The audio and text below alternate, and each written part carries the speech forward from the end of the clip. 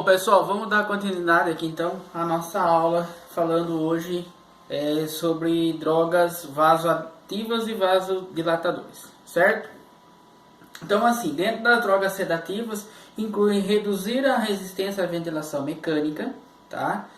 Tratamento de distúrbios psiquiátricos ou problemas relacionados à abstinência de abuso de outras substâncias psicotrópicas. Bom, o que são drogas sedativas? Drogas sedativas são medicamentos controlados pela vigilância sanitária para sedar o paciente. Sedar o paciente na condição de deixar esse paciente dormindo, ou seja, um coma induzido. Então eu quero sedar esse paciente para ele ter um conforto respiratório e também não ter uma briga com o ventilador mecânico, por exemplo. Então, quando vocês ouvirem falar assim, o paciente está em coma induzido, estou induzindo ele a entrar em coma. Não é o mesmo coma, digamos, normal. Ou seja, o que é um coma normal, entre aspas? Um coma normal é aquele paciente que ele não acorda com nenhum tipo de estímulo. Tá? Seja um estímulo verbal, um estímulo tátil ou um estímulo de dor.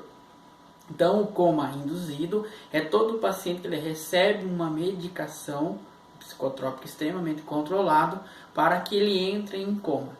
Quando esse paciente ele começa a acordar, é porque a equipe começou a tirar essa medicação. Toda vez que eu começo a tirar essa medicação ela tem que ser tirada gradativamente desse paciente. Ou seja, eu tenho que ir diminuindo cada vez mais a infusão dessa medicação. Há situações que esse paciente ele não acorda do seu coma induzido tranquilo dentro do limite dele. Ninguém vai acordar com um tubo na boca, com uma sonda nasogástrica ou orogástrica, um catéter, uma sonda vesical, às vezes com uma fratura ou uma ferida operatória, com dor sem saber aonde está. Ninguém vai acordar tranquilo e calmo, ninguém. Aí que entra o trabalho da equipe, o técnico de enfermagem que está à beira-leito, o enfermeiro que está à beira-leito, acalmar esse paciente. Eu venho falando para vocês do apoio emocional. O apoio emocional é isso. Quando você desliga a sedação desse paciente que está em coma induzido, que você deseja, o médico deseja, a equipe deseja que esse paciente esteja em coma, para evitar uma série de complicações da patologia dele. Esse paciente, quando você começa a diminuir a infusão da droga sedativa, esse paciente ele começa a acordar agitado. Todo mundo vai acordar agitado.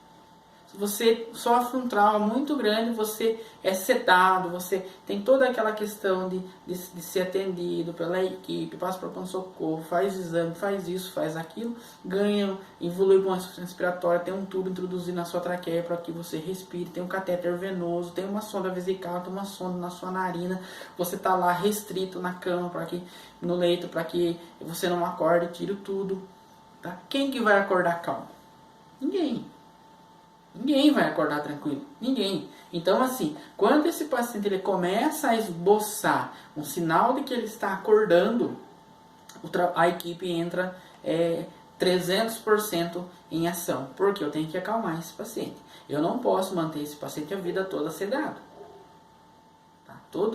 Tem um limite desse paciente ficar com essa sedação. Até um certo ponto, tranquilo. Dá para manter esse paciente sedado. A partir de um determinado momento, essa sedação que eu estou administrando nesse paciente, ela começa a ser tóxica para o organismo dela. E eu vou ter uma série de outras complicações por causa do excesso de medicação dentro da corrente sanguínea desse paciente. Eu já falei muito bem para vocês, a gente vai falar aí mais para frente ainda mais sobre isso. Quanto mais medicação eu tenho dentro da minha corrente sanguínea, eu começo a acometer os meus órgãos a ter um sofrimento. Começa a sofrer o meu rim não começa a dar conta de filtrar o sangue, ele começa a excretar produto tóxico depois e assim sucessivamente vai intoxicando tudo, tá? Então, toda vez que eu começo a diminuir a infusão da droga sedativa desse paciente que está em coma induzido, esse paciente ele vai acordar um pouco agitado. Ele acordando um pouco agitado, a gente tem que entrar em ação e tentar acalmar esse paciente cada vez mais. Explicar, calma, o senhor está internado, aconteceu isso, aquilo, o senhor sofreu um acidente, levou uma facada, levou um tiro, assim, assado. Vai explicando para o paciente. A gente está aqui para cuidar do senhor, fica tranquilo. Tá vindo a sua visita, a sua esposa, o teu filho, o teu neto. Explica, o amante, fala, tá vindo todo mundo visitar, a gente tá aqui cuidando do senhor, já tá na UTI, assim, vai explicando, o tubo é para o senhor ajudar o senhor a respirar, isso aqui é para o catéter venoso, é para o senhor, para te fazer a medicação, e explicando para esse paciente vai acalmando em algumas situações, outras vezes não. Outras vezes esse paciente ele continua agitado, que chega a um ponto que eu tenho que voltar a sedação para esse paciente de novo. Por quê? O médico ele decide, junto com a equipe, a sedar esse paciente novamente. Quando eu cedo esse paciente novamente, é sinal que, se eu deixar esse paciente acordar daquela maneira que ele está acordando, eu vou ter uma complicação posteriormente. Imaginem bem para vocês, um paciente que ele teve, um exemplo, um paciente que ele sofreu um acidente de moto, bateu a cabeça. Lembram lá na urgência emergente que a gente falou sobre isso? Bateu a cabeça, o primeiro impacto que ele teve foi a cabeça dele bateu no asfalto. Mesmo ele estando com o capacete. Esse cérebro ele teve aquele chocalho. O próprio organismo, para proteger o cérebro, ele demacia. Ele demaciando, eu não tenho para onde que esse cérebro ele vai demaciar. Porque eu tenho a calota craniana que ela não tem espaço para esse cérebro aumentar. Vai aumentando, esse cérebro ele vai demaciando dentro daquele espaço.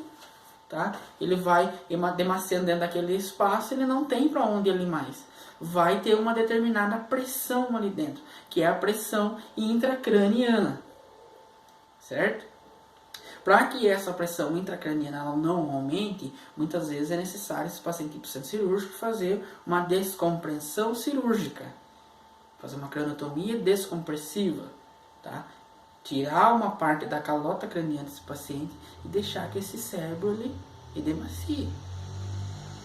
E depois, com o passar do tempo, esse edema ele vai diminuindo, o médico abre a calota e abre o couro cabeludo e coloca a calota craniana novamente. Certo? Porém, imagine a situação em que o cara bateu a cabeça, teve esse edema cerebral e foi parar na mão de vocês na UTI. Porém, ele está agitado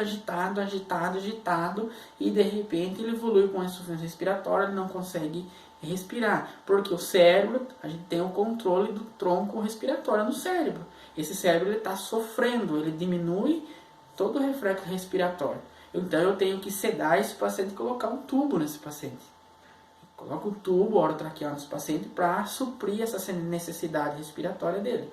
Porém, ele ainda continua agitado mesmo com esse tubo, que ele vai ficar agitado. Opta-se por sedar esse paciente. Quando eu cedo esse paciente é como se a gente desligasse a chave central da energia da nossa casa.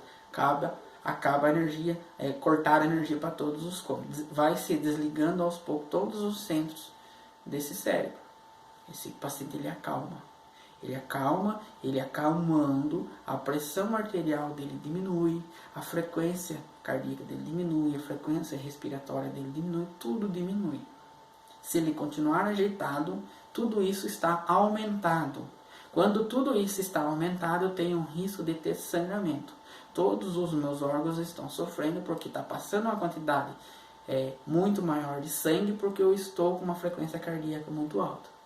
Consequentemente, o meu pulmão está recebendo uma aporte de sangue muito alto. Então, eu tenho que entro em taquipneia. Entrando em taquipneia, a corrente sanguínea está com fluxo muito alto, o pulmão está trabalhando muito alto, o coração está trabalhando muito alto, as minhas artérias estão trabalhando muito alto, esse sangue está chegando no meu cérebro com muito mais velocidade e com muita mais pressão. Porém, esse cérebro ele já está demasiado, já está com sofrimento.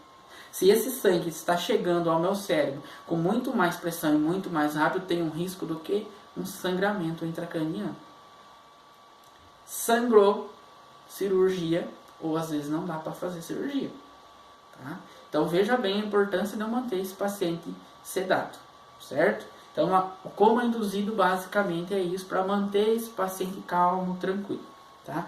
Dentro dessas drogas sedativas, nós temos o Propofol, que é comumente utilizado, é uma droga anestésica capaz de induzir desde a sedação até uma hipnose. Toma muito cuidado quando vocês estão falando ali do lado do paciente que está em uso de Propofol. Muitas vezes ele vai reconhecer a voz de vocês.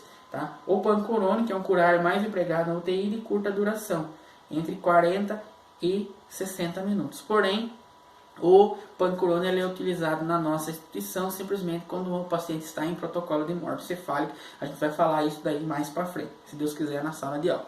Tá? O Propofol é uma medicação que acabou de ser infundido, 5, 10 minutos o paciente ele já acordou. Então tomem muito cuidado quando vocês estiverem cuidando de pacientes que estão em uso de Propofol.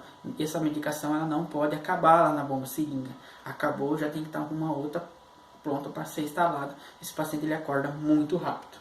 Tá? Quais são as drogas vasoativas? Também vamos falar um pouco mais rápido a respeito disso, porque nós também já comentamos isso em sala de aula. Dentre as drogas sedativas nós temos a noradrenalina. A noradrenalina ela é uma medicação que mantém a pressão do paciente dentro dos níveis estáveis. Esse paciente ele tem um choque hipovolêmico, uma sepsemia, a pressão dele cai muito rápido. Tá? E eu preciso manter esse paciente com a pressão arterial dentro de um parâmetro ideal. Tá? Então, muitas vezes vocês vão ouvir o médico falar assim, entra com uma noradrenalina nesse paciente, porque a pressão dele caiu muito e eu vou ter uma diminuição no aporte sanguíneo do organismo desse paciente. Tá? A noradrenalina é uma medicação para manter a pressão dentro dos níveis estáveis. Então, todo paciente que estiver com noradrenalina é o paciente que ele não está conseguindo manter a pressão dele sem essa medicação. A noradrenalina, ela tem uma vantagem e também as suas desvantagens. Qual é a sua vantagem? A vantagem é que esse paciente ele pode estar acordado usando noradrenalina, certo? A desvantagem, quando em dose muito alta de noradrenalina, ela faz, lembram lá que eu falei para vocês, a vasoconstrição. Você entra com a medicação ela vai manter o aporte sanguíneo nos órgãos alvos. Porém, ela vai fechando toda a periferia desse paciente, porque eu preciso manter o aporte sanguíneo nessa região. Mantendo essa região com sangue, a minha periferia está toda fechada. Começa a cometer necrose periférica nesse paciente. É um grande risco para o paciente que faz dose muito alta de noradrenalina. Outra situação que isso é complicatório no caso da noradrenalina.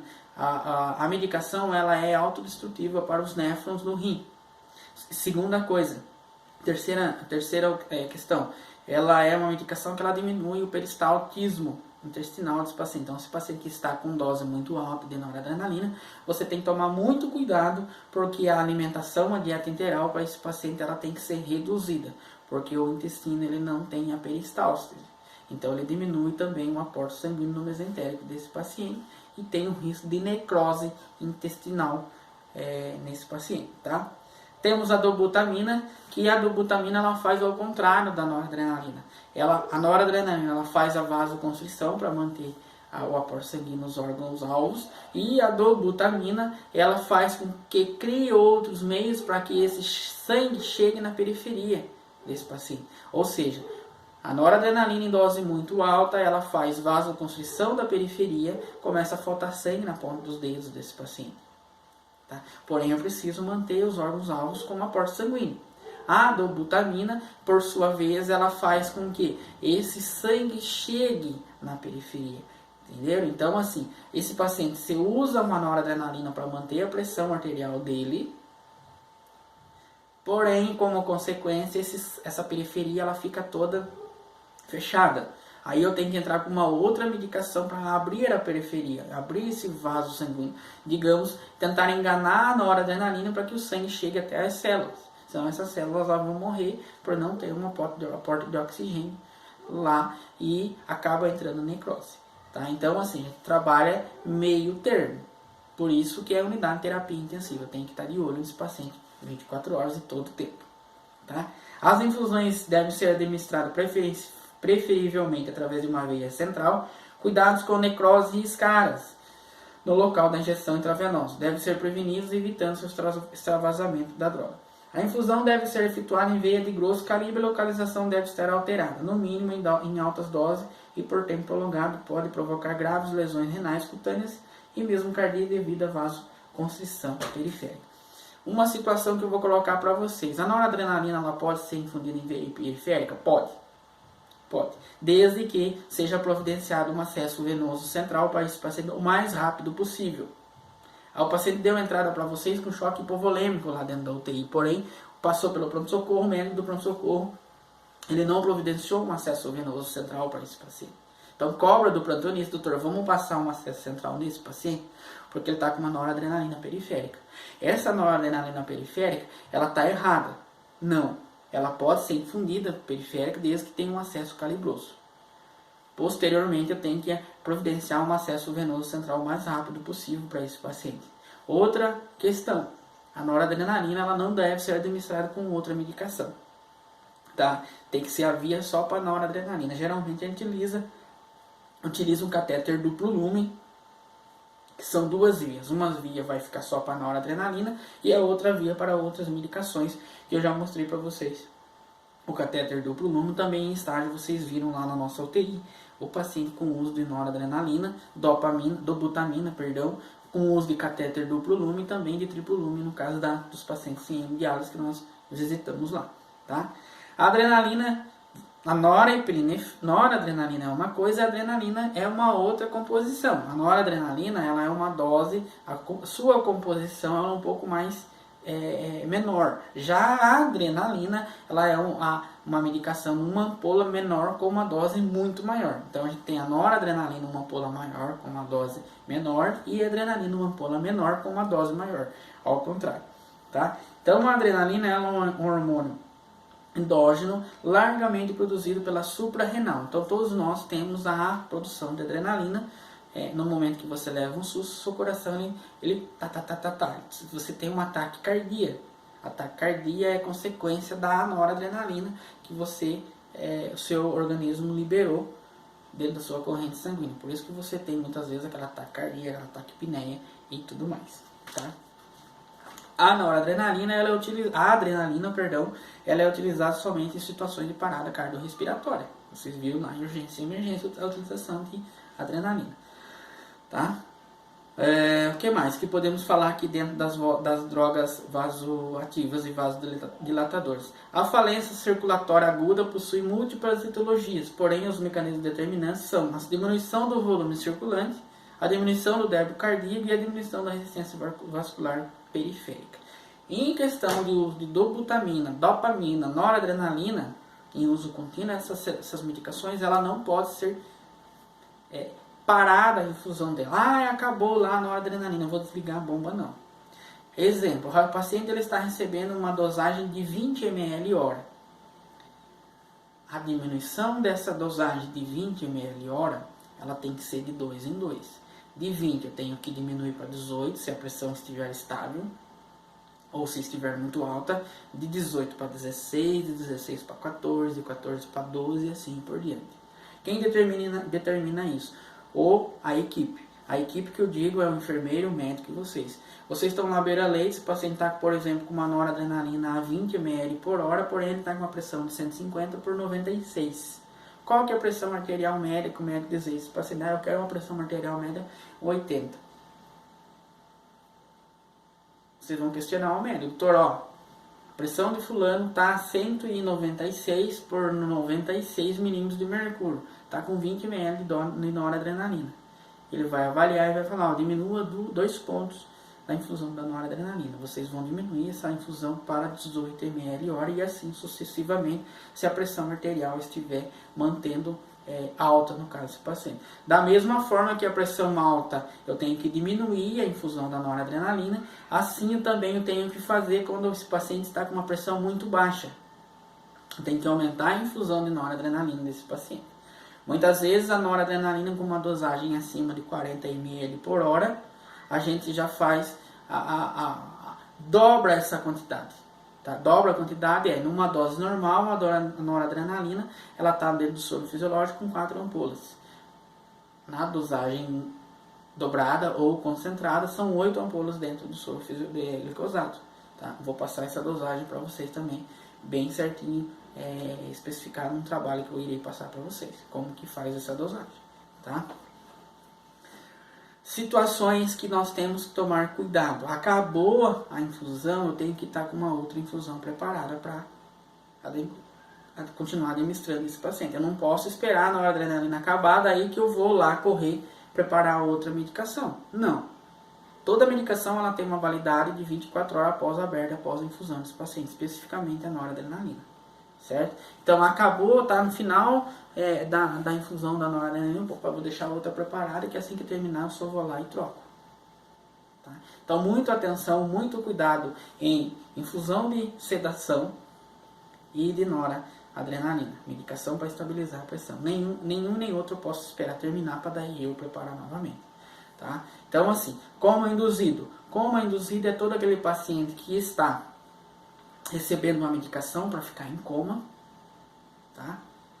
E coma não induzido, aquele paciente que ele não está recebendo nenhuma medicação, o estado vigil dele é aquilo, você pode estimular, você pode apertar, ele não esboça nada. Esse paciente está em coma, tá? Em coma. Eu passei para vocês a escala de Glasgow, de coma de Glasgow. Tá? Vou repetir esse semestre de novo a escala de coma de Glasgow para vocês, como que é avaliado. Tá? Então, eu tenho um paciente em coma induzido, está recebendo indução anestésica para ficar em coma, e o coma não induzido, que não está recebendo nenhuma medicação.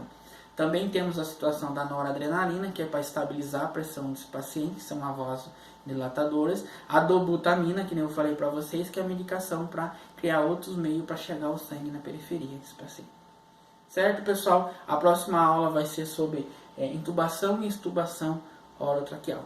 Beleza? Espero, vão colocando aí a dúvida no sistema, a gente vai conversando durante essa semana aí. Beleza? Espero que tenham gostado, foi um pouco rápido, mas já está tudo na apostila especificado para vocês. Vão acompanhando lá na apostila. Tranquilo, pessoal? Abraço e até daqui a pouco.